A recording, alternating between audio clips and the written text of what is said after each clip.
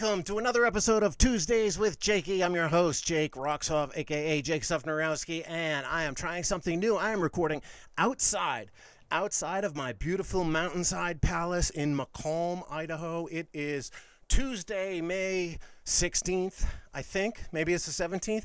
I lose track. I didn't even know what day it was earlier. A friend of mine called to tell me he's getting a new motorcycle, a new BMW R1200 GS. Just like mine, 1250 GS actually, because he's getting a brand new model, 2021. And he told me he was picking it up Friday, and I was like, that's like a week and a half from now. I was like, today is Wednesday, right? And I totally lose track. But no, today is Tuesday, actually Monday, because I record this on Mondays so that I can be with you. Me, Jakey, with you on Tuesdays, here on Tuesdays with Jakey. I'm recording this outside, and some of you are watching it on video. If you're just listening to me right now via Spotify or Apple Podcast app or Deezer Nuts or whatever your chosen podcast provider is, if you are listening to just the audio of this, well, you can flip on over to YouTube and search the Jake Roxhoff channel and type in Tuesdays with Jakey, I guess, if that's how you're going to find it. But I'm going to try doing this on video from now on and in different scenic locations around here. Today, I'm just outside of my house, but eventually I'm going to get my comfort zone going and move a little further and a little further up into the woods, up onto Juggalo Mountain here, otherwise known as Jug Mountain, Jug Handle Mountain, they call it sometimes. I call it Juggalo Mountain. Geez, what's new this week? Holy crap, I guess there's not much in the news.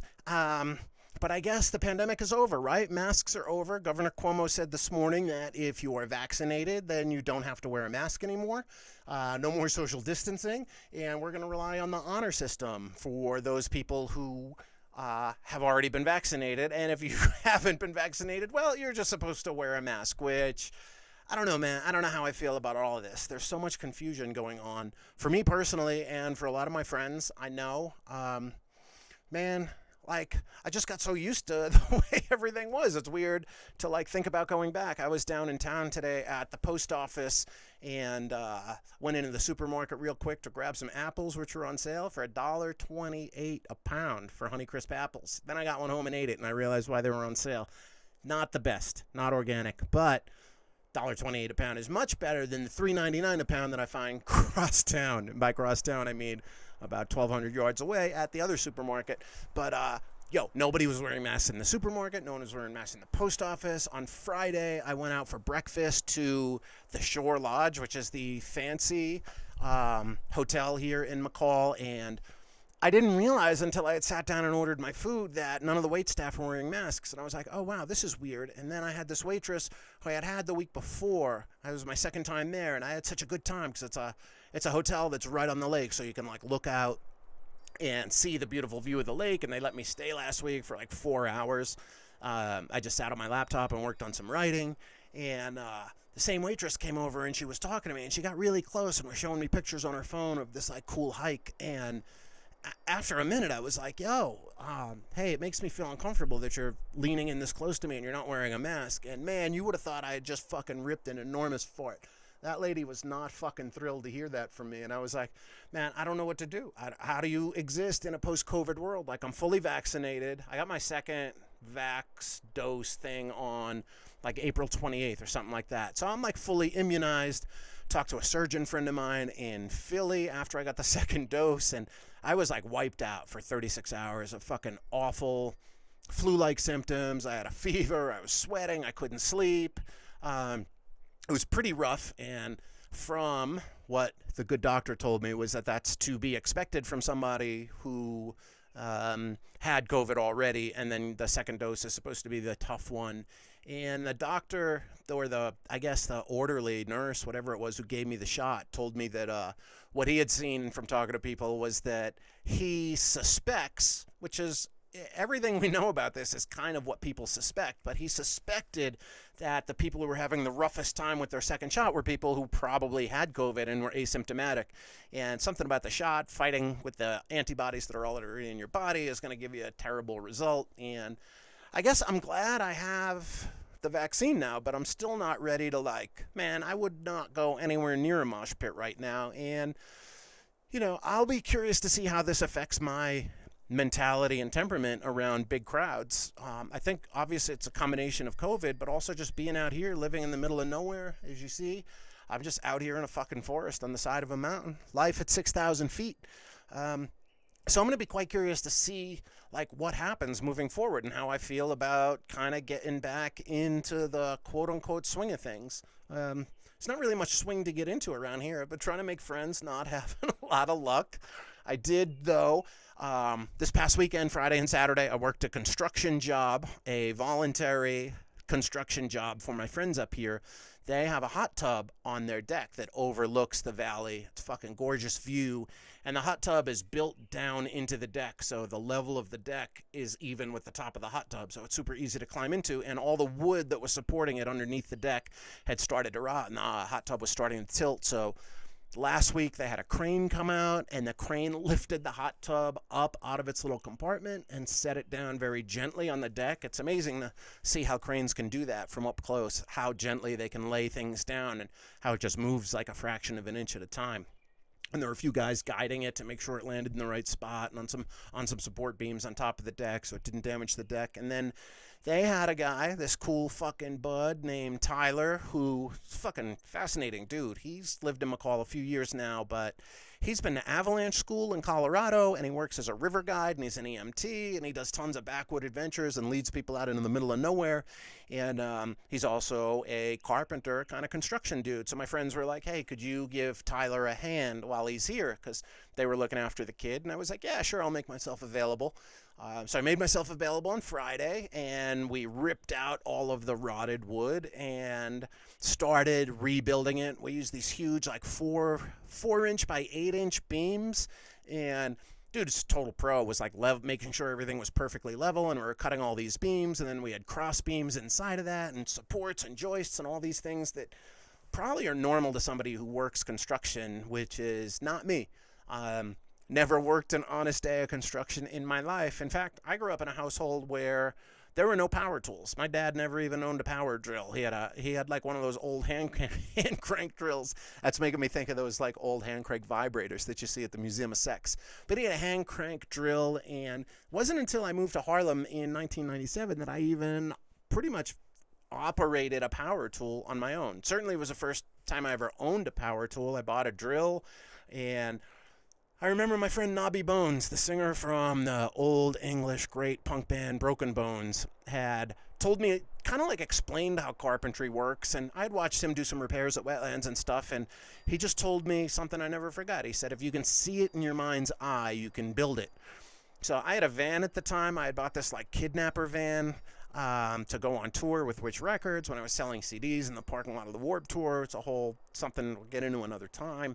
But I had this van, and I went to Home Depot, and I bought these 4x8 sheets of plywood, and I wanted to build a case for my records. And I was so stupid, I didn't know you needed a table saw to make like a straight cut. So I fucking lugged these 4-foot by 8-foot, 3/4-inch birch plywood panels up the stairs of my apartment in Harlem.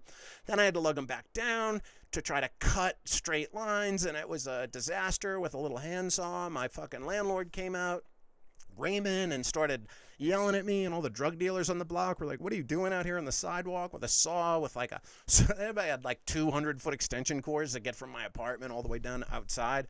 And then I ended up loading the plywood back in and bringing it back to Home Depot, and I ended up building some awesome record shelves and cabinets for my stereo that I ended up backlighting, and bought some books at Home Depot. I guess nowadays you just go to YouTube, but I kind of taught myself general carpentry skills just from the books at Home Depot and from what Nobby told me about if you can see it in your mind's eye. I went on to build a bar in that apartment that was all backlit with a sculpture attached to it on the inside center, and I did some really wild stuff. Then I bought an apartment in Harlem in 2005 and ended up doing a ton of work on the renovation myself. Just from, even then, YouTube wasn't really, you couldn't find shit like that on YouTube. So I rewired all the electrical stuff, changed all the switches, changed the ceiling fixtures and stuff, and it's fucking fascinating. So I am a bit handy, and so I pitched in with Tyler, and we did a whole like 8-hour day on Saturday, and my body was like upset with me for using all these muscles that I'm not used to. So I woke up Sunday pretty sore and pretty worn out, but it was super fucking rewarding. And the crane is going to come back this week to put the hot tub back in, and I'm hoping my friends are going to invite me to join in a little hot tub festivities. We could have really used it on Sunday, but I would love to just kind of chill in a hot tub up here in an alpine forest. So that was an interesting thing for the weekend, and I think I made a new friend with this guy, Tyler. He actually ran into him in the supermarket on Sunday, and he invited me out for beers with him and some of his dirtbag river guide buds, as he put it. And I was like, wow, that sounds like exactly the type of people I want to meet up here. And then later in the evening, right before it was about to be time to get drinks, he said probably around 7, he texted and said they were going to go on a mountain bike ride instead of drinks, and I was welcome to join them. But I was like, I don't have a bicycle, and even if he had offered one, I don't know that I would have taken him up on that offer, because I don't think I'm in bike shape. Even if my lungs were in great shape, which they've been getting a lot better, and I've been doing a lot of hikes and pushing myself, but this isn't a medical report. But I was like, I would be just fucking holding those guys up. But I think maybe slowly starting to make some friends up here, which is cool, because I think I'm going to be here for a while. I mean, as far as I can tell, guys, this is where I'm going to be for quite some time. And I want to put some roots down, and I want to meet people, and I want to have a network, and I want to have a community. And I can do most of that via phone calls and text messages with my friends. And I do lots of phone calls when I'm in the mood for it. It kind of comes and goes. Obviously, I text with my buds all day, and, social media makes me feel like I'm not that far out there. But I gotta say, I've taken to this sort of calm mountain man life, and I dig it. And I'm in no rush to come back to New York City and rejoin the rat race. You never say never, but probably never. Booking agent from High Road Touring asked me today, how are you going to be booking shows from Whiteface, Idaho, as he called it? It's called McCalm. Where I live is McCalm. The sign says welcome to McCall, but I call it McCalm because it's very calming. And I was like, what do you mean, how am I going to book shows from Idaho? Same way you book them from fucking Mill Valley, California, on my laptop, bro. Same way I booked them when I lived in London, and same way I booked them when I live in New York. So I've been trying to book some shows this week. We announced an H2O show a couple of weeks ago, and we have the Tool Tribute Schism, and kind of half-heartedly reached out to some agents today. Because I guess we're doing this, right? Shows are just coming back. I'm curious to see when the governor and the mayor will say that vaccination passports are required for big indoor events. I guess it hasn't been so much of an issue yet, because the basketball and hockey games, I guess hockey's over, at least for the Rangers, but basketball's going on, but it's still not at 100 capacity, I don't think, 100% capacity in New York, so they can do the social distancing thing. But I'm very curious to see if they're going to require vaccination passports and how I'm going to react to that. I guess I'll let shows run with it, but I already know some bands. I'm not going to call them out right now because it was a private conversation, but there's a pretty big band that I work with, hardcore band, who told me they're not interested in doing a show if vaccination is required, because they don't think it's fair to force their fans to get a vaccination if they want to see them. And it's like, I don't know how to feel about any of this, and I'm trying to give a lot of people a lot of room to feel how they want, right? Man, if you're not vaccinated, that's your issue. I can't tell someone to go get a shot. I think that everybody should, and I think it's probably pretty safe and normal at this point. There's enough whistleblowers out there that if there was something fucked up, we'd probably have heard about it. And look, I got all my shots as a kid, right? And then when I went to Africa for the first time in 2012, I had to get a huge amount of shots. And what I didn't realize at that time is I found a vaccination doctor, and I went to this doctor's office on the Upper West Side in a townhouse, and I told the dude I'm going to Botswana, and I might also probably end up going to South Africa and maybe Zambia and Namibia, which were the surrounding countries, and maybe even Zimbabwe. I never made it to Zimbabwe, made it right to the border at Victoria Falls. But I remember I told that guy, and he was just like, yeah, okay. And I was like, I have this printout of what I need. He's like, I know what you need. This is what I do. I didn't even know there were doctors who just give people vaccinations for traveling. They support a whole business just to vaccinate people for traveling wherever they're going, be it South America, Southeast Asia, Africa. Every different country has different requirements. And it's like, I know those vaccinations have been, tested for a much longer time, but I've read so much about this, and I obviously don't trust the government telling me what to do, but I talked to a couple doctor friends, people I know and trust who are a doctor, and another guy who's a surgeon, and they were like, get the fucking vaccine. And these are guys who read all the medical journals and know how to, more importantly, know how to process that information, right? Like, a lot of people read a lot of shit online, but I only trust a doctor, and I only trust a doctor that I trust, right? Like, I certainly don't trust the doctor I've been seeing up here dealing with my lungs. He told me to stay on my fucking steroid inhaler for 3 to 6 months. He actually, this is pretty funny, I got my pulmonary function test, which I got a CAT scan on my lungs. They were very worried that these 2 lung infections I've had. I had pneumonia in the fall and another lung infection about 6 weeks ago at this point, and they loaded me up with steroids and antibiotics for the pneumonia, and they did 3 courses of treatment for the pneumonia until something finally worked. And then I went back for this lung infection. I was like, dude, I caught it a lot earlier this time. Just give me the strong steroids. I can't take this cough, this tightness in my chest anymore. It's fucking miserable. The dude refused and took 3 more courses of treatment until finally he gave me the strong strong steroid and this crazy inhaler. And then he told me, depending on your pulmonary function test, you might have to be on this inhaler for the rest of your life. And I was like, I'm not going to be on an inhaler for the rest of my life. He was very worried that I was suffering long-term COVID effects, which we still don't know if that's the case or if my lungs have been compromised due to all the smoking and drug taking over the years and drug smoking. Not just marijuana, kids. Crack is a killer.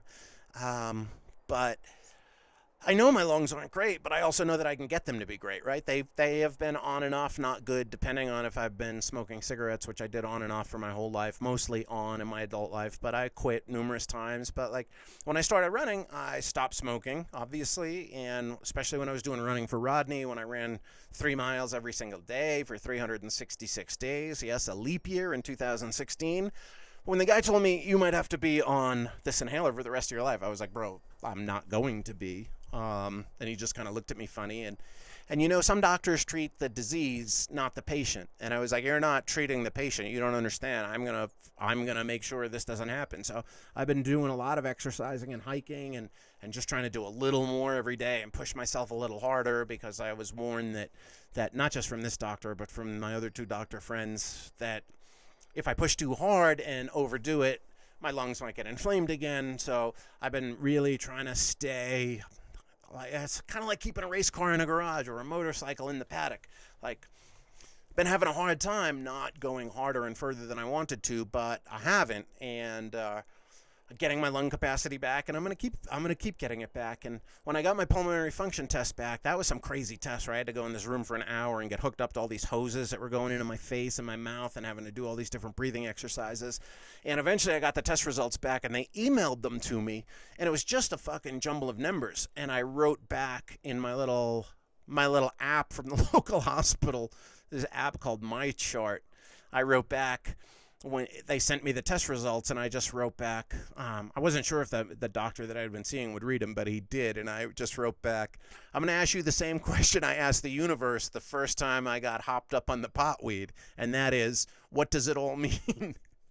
And the dude wrote back, I don't understand what you're getting at here, Jake, but if you're considering smoking marijuana, I would highly advise against it. And it was like, yeah, no kidding, dude. I'm not smoking anything for the foreseeable future until I'm sure my lungs are as robust as they can be.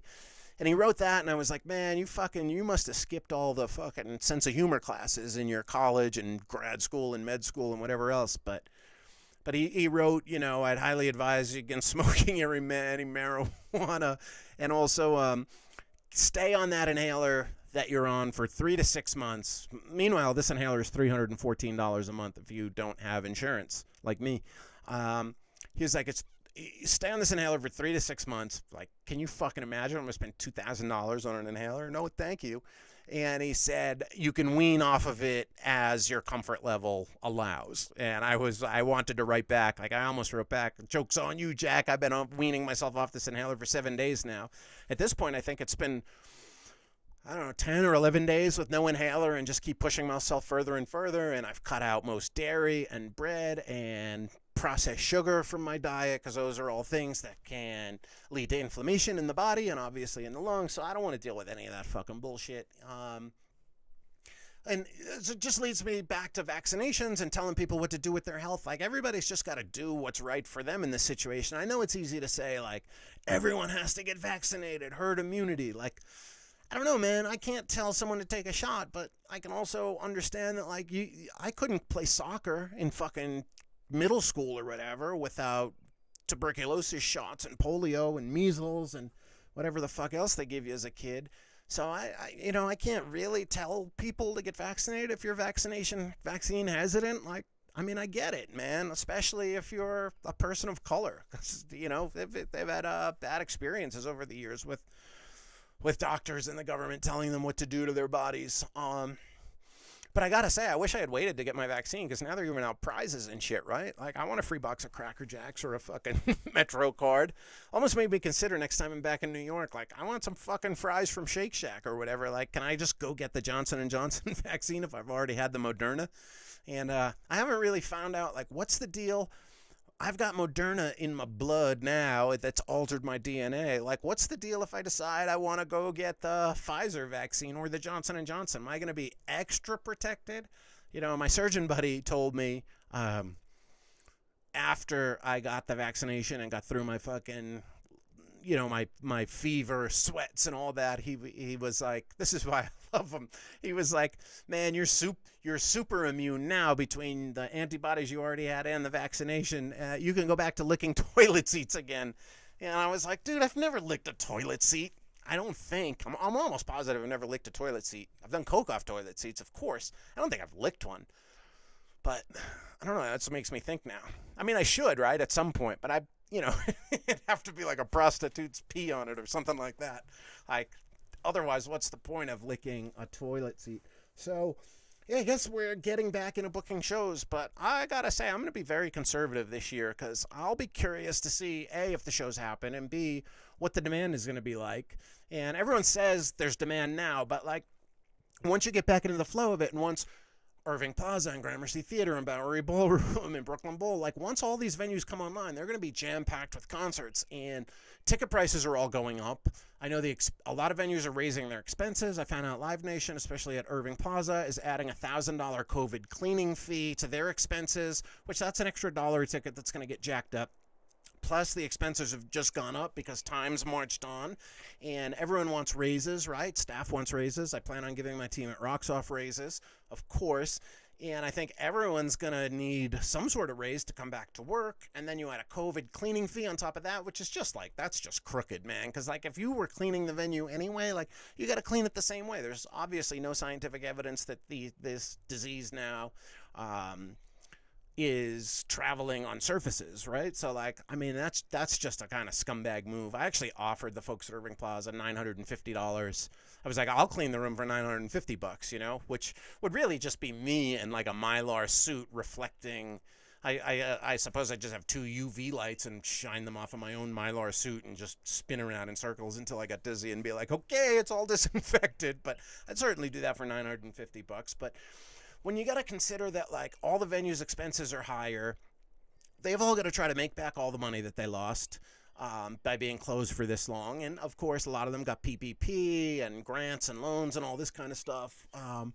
But, it's a capitalist business, and people who own music venues are greedy, just like people who own any business, and I get that. I actually haven't raised the expenses for anything I'm doing with Rocks Off, but I should. And I'm going to be very conservative because, I don't know. Are people going to want to go on a boat? I don't know that, especially when, during this whole pandemic, I thought back about how, like, when this virus first started spreading, there were a lot of issues with people on cruise ships and how it was spreading on cruise ships. And then I thought to myself, people were telling me back last spring, oh man, when you get to do boats in August, like it was like we were going to come back right away. Like, you're going to kill it because, people are outside. And I'm like, yeah, but you're also, like, trapped on a boat, like, and if some dude starts coughing and sneezing, you can't just get off the boat. Like if you end up in the Bowery Ballroom and all these people start coughing and sneezing, you're gonna get the fuck out of there immediately. Like exit stage Delancey Street. So I'm very curious to see how this kind of all plays out, and I'm not gonna try to make a lot of big guarantees to get big acts to play on the boats, because that can turn my lights out really quick. And you need a big bankroll to make those kind of deals, and I'm not looking forward to. I don't have a big bankroll right now, obviously, and I'm also not looking forward to going back to the lifestyle where I'm sweating guarantees. And guarantees, if you listen to the music, how the music business works episode, it's like you have to guarantee an artist money. So a booking agent kind of like plans out their artist's tour and decides like, okay, we need to make this much in New York. New York and LA are always the biggest paydays on a tour, unless a band might be like from Cincinnati and it's their hometown show and they're going to make a fortune. But for the most part, the ticket prices are always higher in New York and LA because they assume people have more money.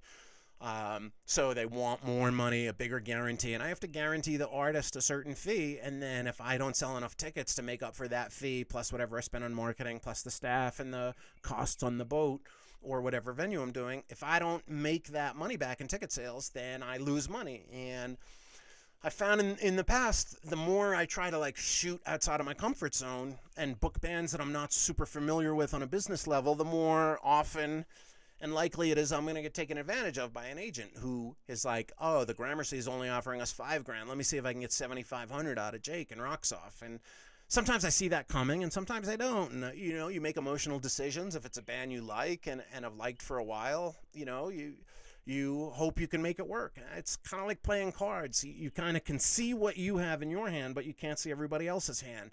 So you have to make bets based on the information you have, but there's a lot of variables that you don't know, like what other show is going to be announced on that same night or in the same genre on that same weekend, and has people's willingness to pay to see a certain band kind of risen or fallen since the last time you worked with them. And that's always dangerous. And sometimes you don't know that the demand has waned because maybe you didn't listen to the last album. Maybe it sucks. Maybe the band has toured too much. Like, there's a lot of variables that you have to pay attention to. So this year, I think I'm going to take it a little bit easy and not going to go chasing a lot of big shows because I just don't know what's going to happen. And then next year is our 20th anniversary with the Rocks Off concert cruise, so I'll probably go big then. But there's just so much uncertainty in the air, and like, I don't even know if these shows that I'm working on booking right now are going to happen. I assume they will, but like, what if all this no mask wearing leads to another spike? I don't want the whole emotional roller coaster of having to postpone and cancel shows until next year. So that to be said, I'm not super chasing a lot of things. And I gotta say, I'm kind of bummed about masks going away, because I think masks are cool in that they add mystery to the faces of the opposite sex, right? Like, you ever hear that term sunglass hot? Like, chicks, you meet a chick and she's got sunglasses on, maybe you meet her on a boat or in the park or wherever, and you're like, that's how this girl looks, and that's how I got attracted to her or whatever. And then you see them one time without their glasses, without their sunglasses on, and you're like, is that chick or dude still hot?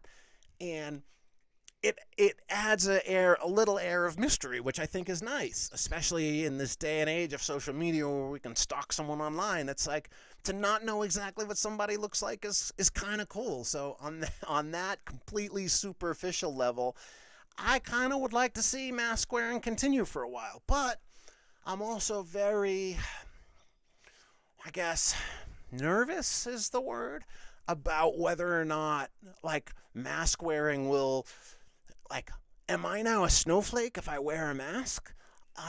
Is it like masks are like the opposite of the MAGA hat now? It's a way for people on the right to sort of judge you immediately based on something you're wearing. We didn't have that before, other than like Birkenstocks, because obviously only fucking Fruit Loop lefties wear Birkenstocks, which is not really true, because fucking Instagram babes started wearing them, so all sorts of right-wing fucking ding-dongs have started wearing Birkenstocks. But like, for a long time, you understood that someone who gets out of a Subaru with Birkenstocks on is definitely going to be left-wing, or canvas tote bag that they bring to the grocery store with them. Like, there are certain things, signifiers, that let you know that someone's like a real liberal.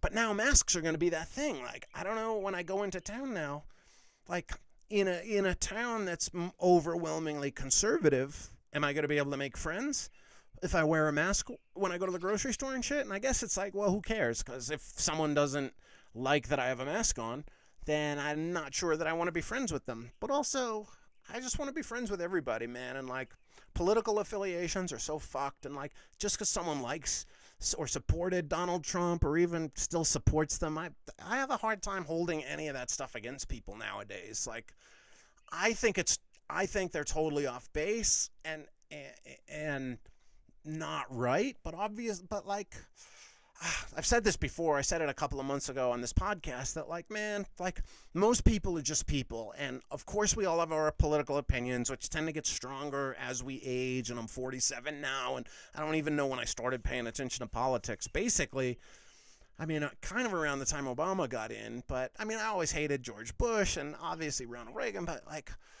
you know, like, but the idea of like, I don't want to diss someone and kill a potential friendship just based on political ideal or affiliation, which is like, that's not all somebody is, right? Like, most of us are just Americans, and we all want the same things. We want to be free from tyranny. We want to have freedom of speech. But we really we want food and shelter and entertainment and flat screen TVs and Netflix. But even drop back from that, we just all kind of want the basics, right? We want children to go to school and have a good education. And you can argue that the right wing is supporting policies that don't fund schools properly, but everybody is really. Just fucking stop making bombs, man. Stop paying for all this military. We don't have any enemies. The only enemies we have are ones we fucking create. Nobody's invading America. Drives me fucking bananas. Anyway, this isn't a political podcast. I don't want to make it that, but I'm just like, I'm very confused as to how to exist in this new world, right? Like this new post-COVID world. I don't know.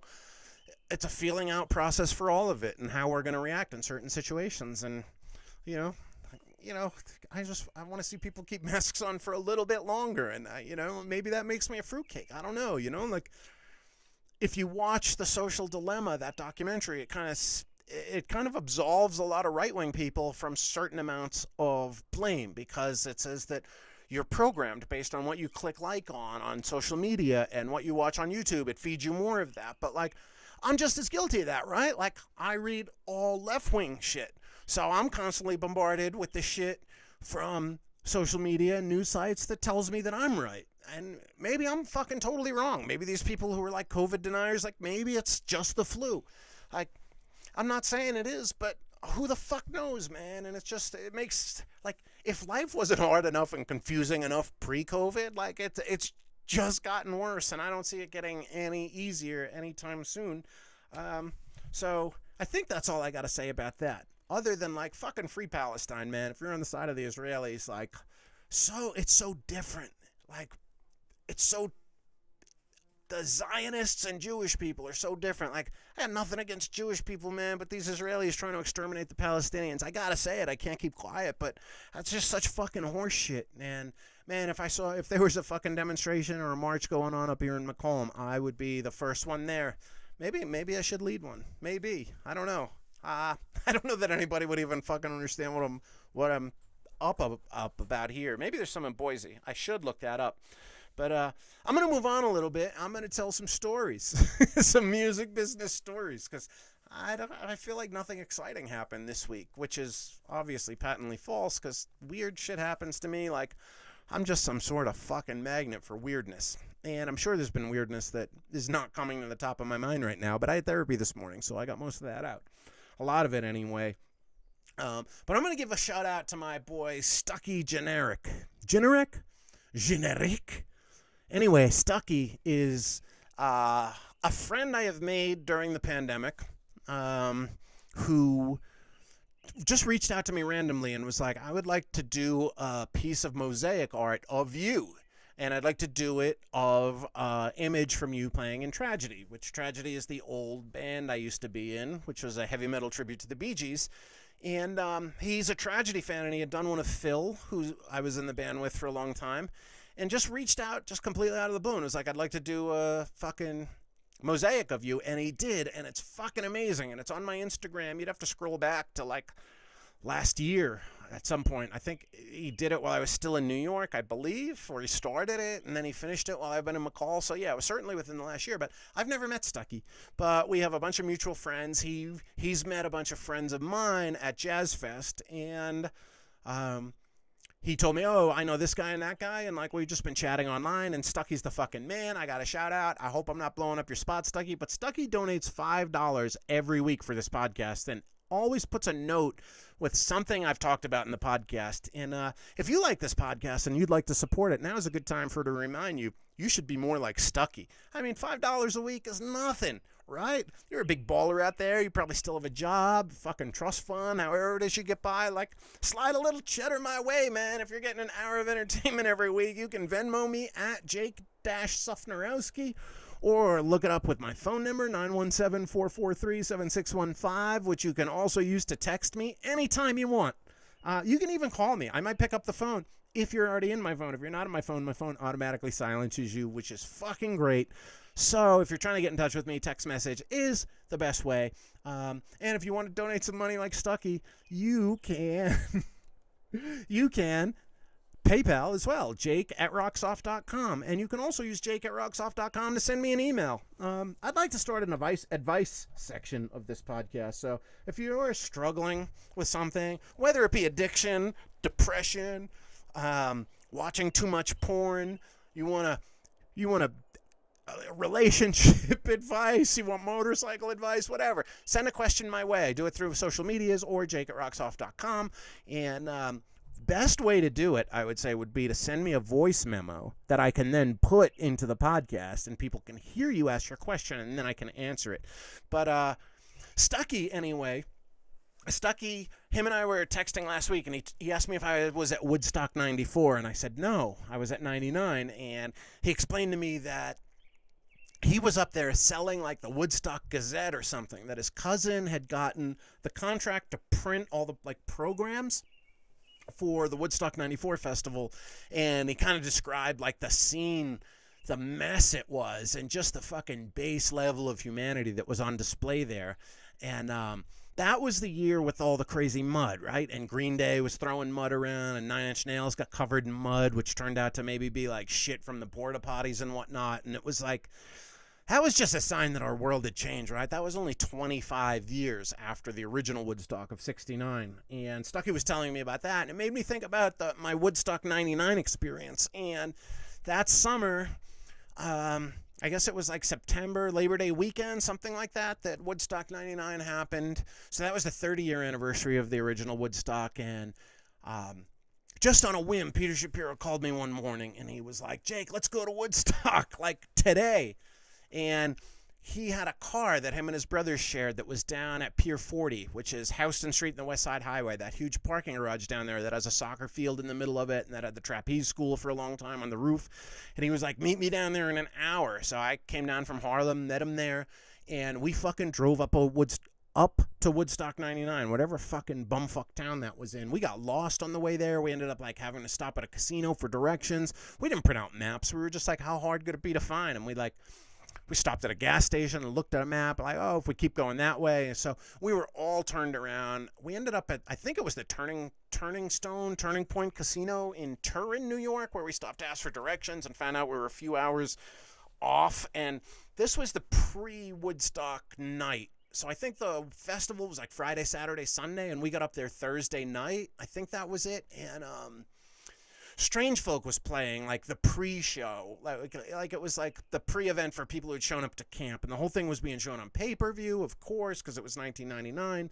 And dude, we finally got up there, and it was like, all we knew that was going on was Strange Folk was going to be playing, and then we had heard P-Funk was playing like midnight in an airplane hangar. So we were like, fuck it, let's go. And like Strange Folk was playing Wetlands a lot at that time, and Shapiro had somehow convinced Nile Rodgers to produce this major label debut for Strange Folk, which turned out to not do well, and Strange Folk fans didn't like it, the general public didn't like it. I haven't gone back to listen.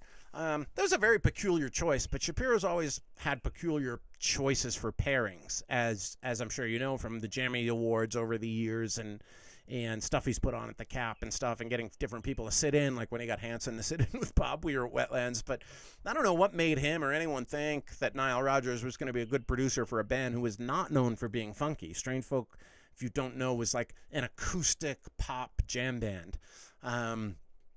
So anyway, we went up there. We finally fucking found our way there, and we were on this huge line of traffic. And, you know, Shapiro, God bless his heart, same type of fucking maverick attitude I have. At one point, he just pulled his car off to the side of the road and, like, parked in a spot that wasn't a parking spot, though it was, like, at the end of a bunch of cars that were parked in a field. And he, like, pulled far enough off the road that was like, we'll probably be fine.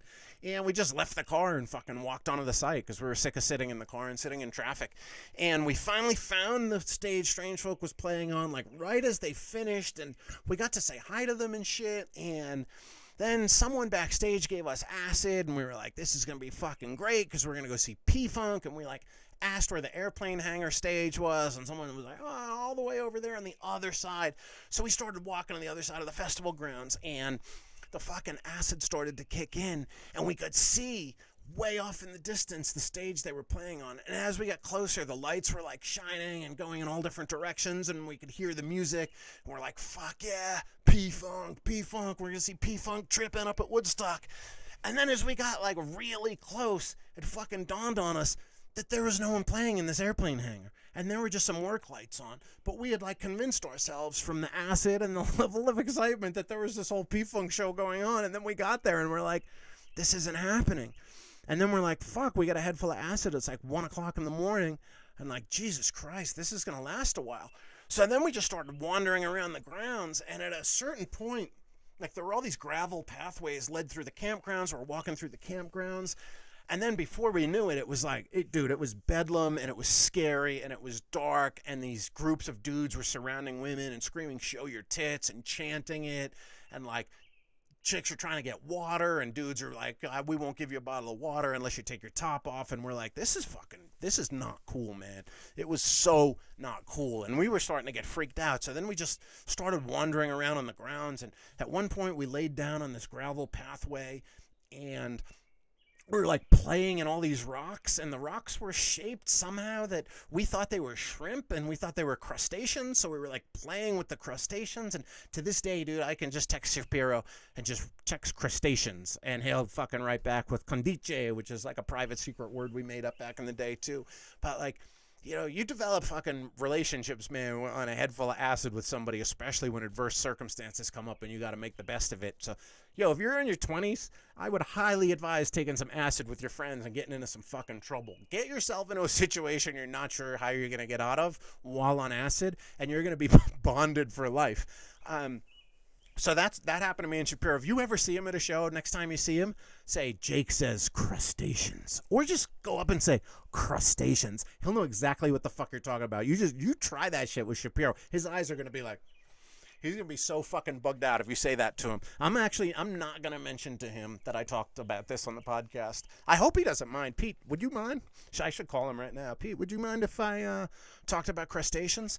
Fuck, I wish I didn't leave my phone upstairs. It'd be very funny to call him on speakerphone right now and just be like, crustaceans.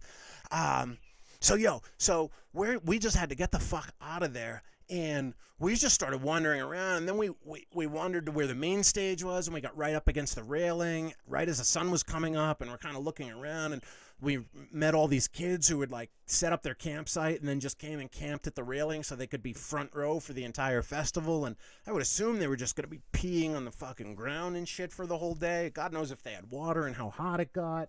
And I've often wondered why is there not a Depends vendor at every festival? Like, why can't, especially if it's a festival that lets you bring your own beer in, like, I'd just show up with a case of beer and a fucking fresh pair of Depends, probably two, you know, I'd stick a pair in my fucking cargo pants pocket or whatever, and I would just sit there and pee my pants all day. Like, why you gotta go anywhere and risk giving up your spot? I mean, I'd try that shit. I would try that shit at Terminal 5 too. I mean, imagine the pat down when they get to your waist and they're like, "What the fuck is this?" And you're like, "Dude, it's Depends.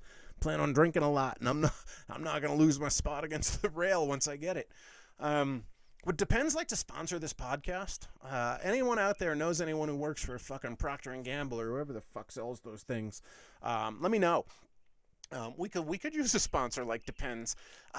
So we just wandered around waiting for the sun to come up, and we're like, we thought we were gonna stay all that next day. I don't know what we thought. Like, we didn't bring a tent or anything like that. And then at a certain point, we just looked at each other and we're like, man, we got to get the fuck out of here. Like, this is a dark scene and bad things are going to happen. And that's what we did. Like, not long after the sun rose, we were just like, you know what? Let's go find the car. And miraculously, it was still there. We ended up driving all the way back to my apartment in Harlem. That's what Mo was playing that afternoon. So we were hoping that we would get to see Strange Folk Thursday night and Mo Friday afternoon. So we found his car. It was still exactly where he left it. We fucking got in the car, turned around, drove all the way back to New York City, and we got to my apartment in Harlem and dialed up the pay-per-view basically just in time to catch Mo's set.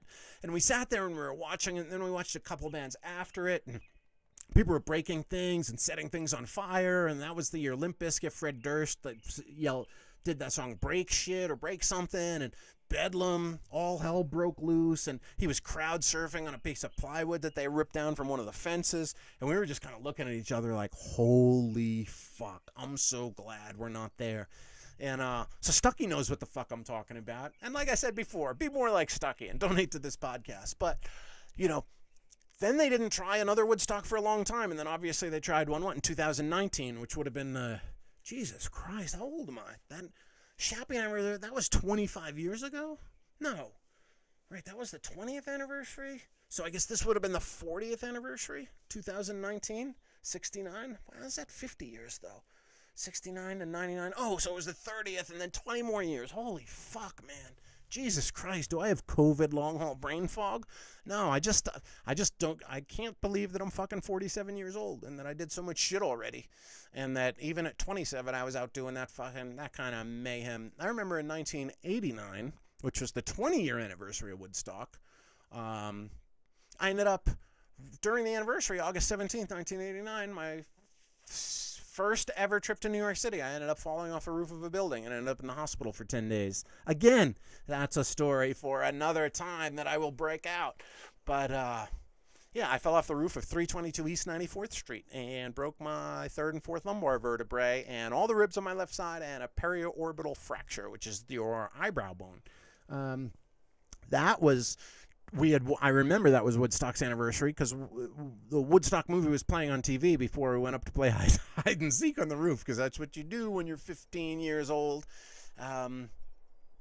So that's my Woodstock story. Jesus, Stucky has a good one. I might have to interview Stucky about his experience on this podcast for the upcoming Fridays with Friends, which is a new sort of bonus podcast I'll be putting out. I probably mentioned it before on here, but I'm going to start that at some point, maybe even soon. I don't know. I've reached out to some friends. I hope that you guys will find interesting. People seem to respond well to Disco David Hoffman's guest spot on this podcast 2 episodes ago, the episode entitled How the Music Business Really Works.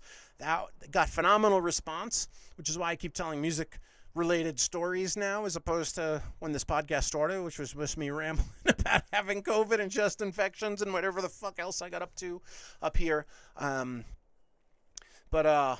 Yeah, I'm going to start having some guests on, so maybe Stucky should tell his Woodstock story as well. And speaking of Stucky, I also remembered the time about I was once stuck on a boat in between bridges in the Harlem River. So there's like 2 major bridges in New York City, right? 4, right? There's the Manhattan, there's the Williamsburg, there's the Verrazano, and the George Washington. All super high bridges that basically any boat can fit underneath. You know, obviously the Verrazano Bridge is fucking huge. The George Washington Bridge is huge. So like big, tall sailing ships can sail under those bridges. Brooklyn and Williamsburg as well. But when you get further up into Harlem along the East River, all the bridges up there, the McCalm Dam Bridge, the Harlem River Bridge, the 155th Street Bridge, the Spuyten Duyvil Bridge. There's a lot of bridges that connect Manhattan to the Bronx that not many people talk about. Obviously, there's the Triborough Bridge, too, which is another super bridge, which is called the Mayor Ed Koch Bridge, I believe now. But that's another huge bridge that big ships can fit under. But when you get further up there, the bridges are super low. I'm not sure why. I guess, you're only going to build so many mega bridges, and especially the Harlem River isn't so wide in that area, so you didn't really need to build a mega bridge. And I guess it's the way the topography works, too. Certainly, like, the GW Bridge is super high because it connects to very elevated sections of New Jersey and the Palisades, and obviously up there in northern Manhattan. Upper Manhattan is pretty high up elevation-wise compared to the rest of the island of Manhattan, which most of it's at sea level, but up there it's probably like a couple 100 feet elevation.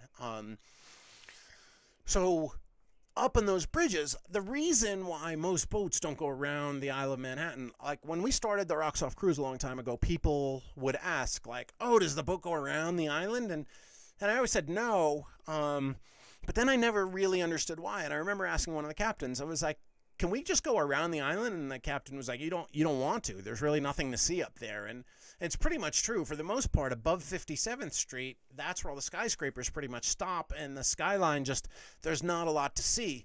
And I did go around the island once on a private boat that one of our boat owners, Marco, owned. He had this like little 2-bedroom sort of luxury mini yacht. And we went around the whole island of Manhattan in it once. And once you get up into the Upper West Side and all the way up there, there's just nothing to see. Mostly the trees from Riverside Park obscure any of the buildings that are there, especially when you're down so low from the river. Like you can see some good stuff from the West Side Highway and Riverside Drive, but when you're way down at the river, everything gets blocked out. So there's really nothing to see. But the other reason is most boats in New York Harbor can't go around the island of Manhattan because they're too tall, and you're not going to make it under all of these bridges, especially at high tide. If you ever looked at a Circle Line boat from the shore, you'll notice those boats are super long and squat. They're 2 floors, and both floors of those boats are very low ceilinged. And those boats were specifically built to be able to traverse all the way around New York City and around the island of Manhattan. But what I didn't understand until this happened to me was that you can't even take a Circle Line boat all the way around the island of Manhattan during high tide. The Hudson and the East Rivers are tidal rivers, which means they get affected by the tide. So when the Atlantic Ocean is in high tide, the water just pushes all the way up the river. Like most rivers only flow in one direction. East of the Mississippi, they flow into the Atlantic Ocean. West of the Continental Divide, they flow into the Atlantic Ocean. And west of the Continental Divide, they flow into the Pacific Ocean. And for the most part, they flow south, not the Salmon River, which is not far from me. That flows north, which I remember learning in school. Yeah, I just assumed every river flowed south because that was down on the map. So you just assume rivers flowed down. Anyway, that's what I thought. Maybe I'm a fucking idiot. But with a river like the Hudson and the East River, when the high tide comes in, it just pushes so much water. The Atlantic Ocean has so much force that it pushes the Hudson River back almost up to Albany.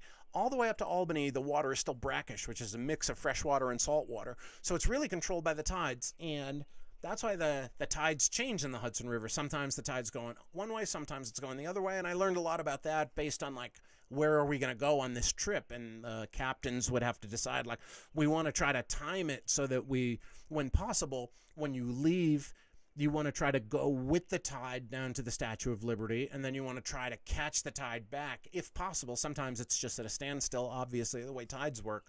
But it's hard to buck the tide, and the boats that we use don't have really strong engines because they're not made to really go anywhere. Those boats are just made to putt around the harbor. They're just like recreation boats. They're not like commercial seafaring boats that are built to go against tides. So obviously when the tide is high and the water's pushing in from the Atlantic Ocean, it raises everything. And one time we were on the Circle Line boat and we were on our way. It was 2012, August of 2012, I believe. And we were for a while we were using the Circle Line boats because they have control of the dock at Yankee Stadium. So we were using Circle Line boats to go to Yankee games back when baseball was really popular. We had a good business for a while, taking people to Mets and Yankees games. And I learned the hard way to do that only one way, because people like to leave baseball games at different times. And then you only have to rent the boat one way, too, which helps. So we would deliver people to Citi Field and Shea Stadium. It was much more fun when it was Shea Stadium. And then we started doing it for a while where we'd deliver them to Yankee games. And then Yankee Stadium started having a lot of concerts. Somebody in that organization decided, like, hey, we should use this space for concerts. So there was a Madonna concert, and we did a big, like, tailgate pre-party cruise to the Madonna concert. I remember I wasn't going to see Madonna, so I just told the Circle Line guys, like, I'm going to ride the boat. We're going to drop all the passengers off, and me and Buffalo Bill, our sound guy, are going to ride the boat back to the Circle Line dock, and we'll just get off there, you know? We get a free ride back to Manhattan. We thought it would be fun. And the captain fucking misjudged the tides. So what happened was we dropped these people off at Yankee Stadium, and then he turned around and high tide had come in. So we actually couldn't fit under one of those bridges up on the Harlem River. And we were just stuck. We couldn't turn around either because we couldn't fit under the bridge behind us. I remember, like, we got super close to it, and the captain was trying to see if he could fit, and he just realized he couldn't. There's a post on the bow of those boats that goes up to the exact height of the highest part on the boat. So it's like a little rubber post. And he nosed the boat right up to the edge of the bridge, and the little rubber post hit the bridge, and then he knew that he wasn't going to be able to fit through. It was very, very interesting to watch and see that that's how they figured out their height. I guess, like, bridges, you see always have a clearance sign, right, that says, 14 feet 3 inches or whatever. And you got to know how high your truck is. With a boat, you can't have a sign like that because the tide changes, so it changes the clearance that's going to be there for the bridge. So the captain came out at one point and was like, yo, we're stuck. Like, we're going to be stuck for 4 hours or however long it was. It was a long time. And he was like, we just can't go anywhere. We're just at the whim of the tides. And I was pretty bummed out because I had already been on the boat for a few hours setting it up and taking this whole party up there. And, you know, I rolled with it, of course. And I was like, well, I just guess we're just going to hang out. And, like, the few crew members they had on the boat, like, some of them had gotten off. Because it was going to be a lot quicker for them to get back to Circle Line to just get on the subway at Yankee Stadium, and you don't need much crew for an empty boat with no passengers on it. So most of the crew got off, so it was like the captain and a couple guys and me and Buffalo Bill, and at a certain point, like, the boat manager was on there, and I was like, dude, we need some food. And he's like, well, we have some cheeseburgers left that we didn't sell. And I was like, all right, well, give us the cheeseburgers. And dude was like, I can't just give you the cheeseburgers. Like, you're going to pay for them. They're all accounted for. And I was like, dude, you're going to give me the fucking cheeseburgers. Like, I'm stuck on this boat because of your error. I need to fucking eat, you know? I've been drinking all afternoon with all the people on the boat. And me and Buffy, that's what I call Buffalo Bill, we're both like, yo, we need to fucking eat. And dude didn't want to give us the food, so I just went behind the fucking food counter and took it. And he got all uppity at me. And then I was like, well, we need something to drink. I'm going to take a case of beer, too. And he's like, you can't take a case of beer. And I was like, watch me. And I just went behind the bar and took a case of beer. And Bill and I started drinking. And he was like, you're going to get me in trouble and blah, blah, blah. And, you're going to have to pay for this. And I was like, you tell whoever the fuck you want that I took this beer. But, like, yo, we're just stuck. We're just going to get drunk, man. What else do you fucking want us to do? Like, I had plans. I was supposed to go somewhere tonight. I was supposed to be somebody, I thought. And, we just drank and we had a good, we had a good fucking time. And, we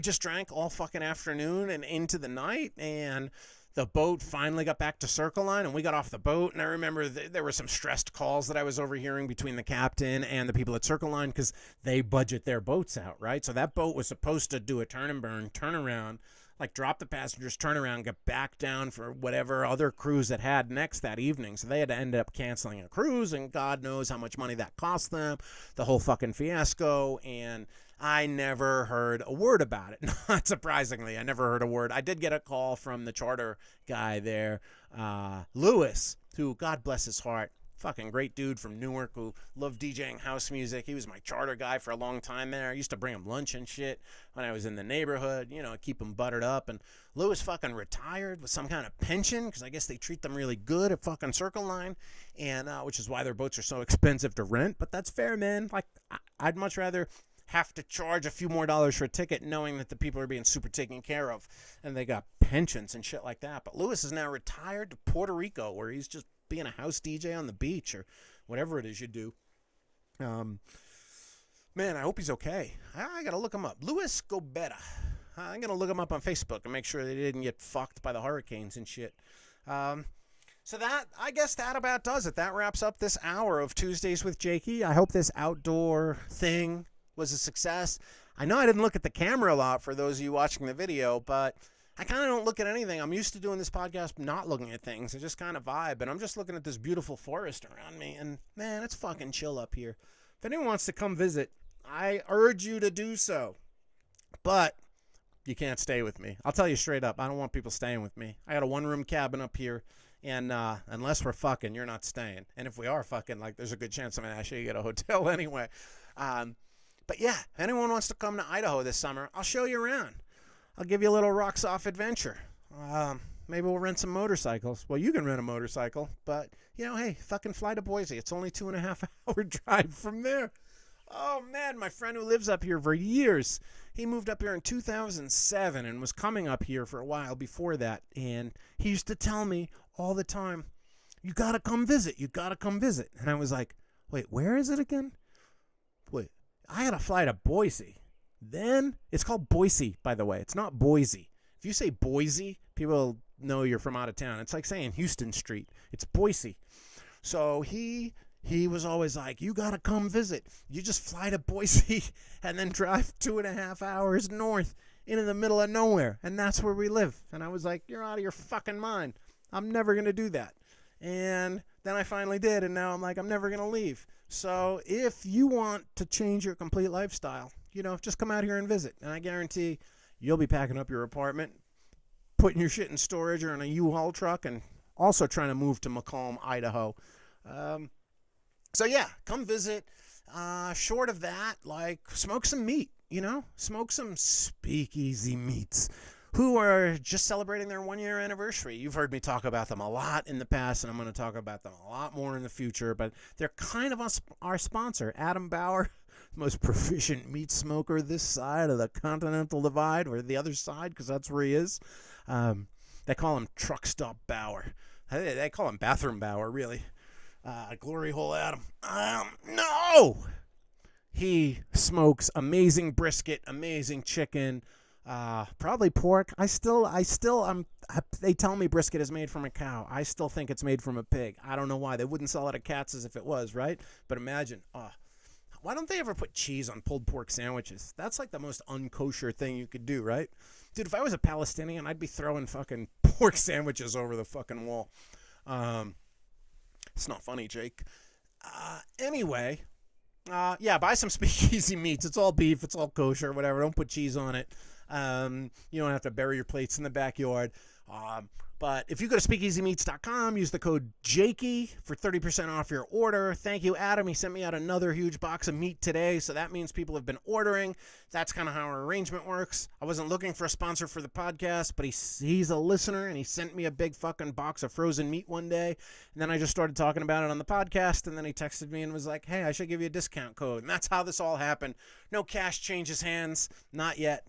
Hopefully not ever, because, you know, I'm in it for some of that delicious smoked meat. Oh, man. I still got those monstrami bones. They look like those fucking brontosaurus bones that Fred Flintstone that tipped over his fucking car when he went to the drive-thru. I'm kind of scared of them. Thing is, like, the way Adam sends his meat, it's all vacuum sealed, and once you break the seal, it's not going to freeze right again. So I think I'm gonna keep those big monstrami bones, which is they're a combination brisket of combination pastrami and Montreal brisket. It's his own creation called monstrami, and there's 4 massive fucking bones in my freezer full of meat, full of this crazy monstrami meat. And I can't eat all 4 of those at once. Like, if I thaw those out, I'm not going to fucking eat them before they go bad. So I'm kind of saving that one. I actually asked him in the next package, can you send less? Because these portions are huge. They're huge, man. You have fucking $40 for all, like, 12 pounds of fucking monstrami brisket or whatever it is. Like, it's a deal of a century. And that's $40 minus 30%, which is what? That's $13. That's going to be $27 with your Jakey discount. Like, dude, it'd be a bargain at thrice the price. You get online now and type in speakeasymeats.com and get some of Adam Bauer's delicious smoked meat. Speakeasy Meats. It's a company he started during the pandemic. As soon as the pandemic started, they actually just celebrated their 1-year anniversary, and him and his wife and his 2 fucking teenage daughters all pitched in, and they started this business together. And goddamn, if it's not a fucking great idea. And part of what he did was he what did he call it? He's got some fucking fancy name for it. It was like Rock to Eat or something, or Feed the Biz, or for all the meat he was selling, he was also sending meat to people who had lost their jobs and were in a bad way. And he was listening to this podcast, and he was hearing me complain about not having any money. And he was like, "What's your address?" And he sent me this huge fucking box full of frozen meat, packed in a nice styrofoam cooler with like big ice bag. And it showed up, and it was still frozen thick. Guy tried to break into my house. I ran to the freezer. I grabbed a fucking packet of monstrami brisket, and I smashed him in the fucking face with it. His gun went off. It was crazy. Shot a hole in my roof. Ended up raining on my bed for 2 weeks after that, but I got him to run away. I still have his gun, but I didn't even report it to the police because I didn't want this poor guy to die of embarrassment. He already had to go home and explain to his wife and kids that whoever he was trying to feed by breaking into my house, he had to explain to them that he got smashed in the fucking face with a big fucking bag of frozen meat, and then he got his gun taken away from him by a pink-haired fucking hippie. I figured that was damage enough, but that's how fucking massive these portions are, man. They can save you from a home invasion. So go to speakeasymeats.com. Dial up, order 2 of everything. You know what I mean? Actually make 2 separate orders. Order 1 of everything for yourself. Use the discount code Jakey, and the other one, just have it sent to a random friend. And don't use the discount code on that one, because 30% off, that's too good of a code, man. Adam's got to eat. His fucking, one of his daughters, the one who runs all the social media, she's about to go to college, man. Tuition is not fucking cheap, and Biden's not forgiving any loans, so don't even use the discount code. I'd actually take it as a personal affront if you use the discount code. Just go buy some full-price smoked meat from Adam Bauer and SpeakeasyMeats.com. Anyway, if you don't want to do that, go to rocksoft.com, click on the store link, buy a mask for some stupid reason, or buy one of our brand new shirts. We have 2 new shirts out. One says vaxxed and waxed, and the other says vaccinated and ready to bone. You want to let the world know that it's time to fuck, you got to buy one of these shirts. You get it at rocksoft.com, or if you want to skip having to go there and click another link, go to rocksoff.bigcartel.com. Whatever you can do, spare a few fucking shekels for this poor fuck. Look at me. I live outdoors. I still have to fix that hole in my roof from where that gun went off. It still rains on me every now and then. And in the winter, it was so much worse because snow melted, just dripped onto my fucking forehead. I didn't even have the energy, until Adam Bauer sent me that meat, I didn't even have the energy to push my bed out of the way so that I wouldn't get dripped on in the middle of the night. But once he did, man, it's like spinach is to Popeye, Speakeasy Meats are to me. Look at these big fucking guns, you know what I'm saying? Yeah, I could move this whole fucking mountain just from all the protein that Adam Bauer smoked meats have given me. So go to speakeasymeats.com, go to rocksoft.com, buy a fucking concert ticket, buy a lot of concert tickets, buy concert tickets from independent venues and independent promoters. Don't buy tickets from Live Nation. They're going to be fine regardless. Those people are all going to have their jobs. Try to sneak into those concerts, but buy concert tickets that you're not even going to use from independent promoters around the country. If you want a list of the good independent promoters, email me and say, hey, who should I fucking buy a few tickets to see a show from? And I'll even tell you, I'll go and look at their schedule, and I'll be like, yo, that's a weak-ass fucking show that you have on your schedule. And I'll tell you, buy a ticket to that one, because then I'll tell you which shows aren't going to sell out, because I know that shit. And then you won't be actually taking a spot from a good show. Just whatever you can do, spend your money on people who need it. That's what I'm getting at. And, do something nice for yourself in the process. Don't just donate money to this podcast. That would be stupid. Buy a fucking vaxxed and waxed and vaccinated and ready to bone t-shirt. Better to spend it on that than condoms, because, dude, the world is ending, so it doesn't matter if you get herpes again. You know what I'm saying? At least I've heard you can get it twice. Right, Imran? Just asking for a friend. Anyways, thanks for listening along to Tuesdays with Jakey and watching along, if that's you out there. Oh, I can see you. Oh, I see you, Sally and John and ever. Oh, I see you dancing around in the enchanted forest. Billy and Fucko. Is that you, Sancho? Oh, did you finally meet Mariana? Oh, I'm so glad you guys are holding hands and doing Ring Around the Rosie. I think I can see the whole world magically through this camera on my laptop. Oh, goodness. Oh, I'm so happy you guys hung out with me on this Tuesday with Jakey. Please subscribe, like, rate, download. Tell a friend it's cool, you know? It's kind of a fun little community made up of all my imaginary friends that sometimes text me after a show. Send me a message. But for now, sleep fucking tight. Keep your feet on the ground. Keep reaching for the pine trees, because even if you miss them, you'll end up amongst the stars or something like that. Anyway, God bless. This is Tuesdays with Jakey. Take it away with the theme song. Theme song, Johnny Pacalolo.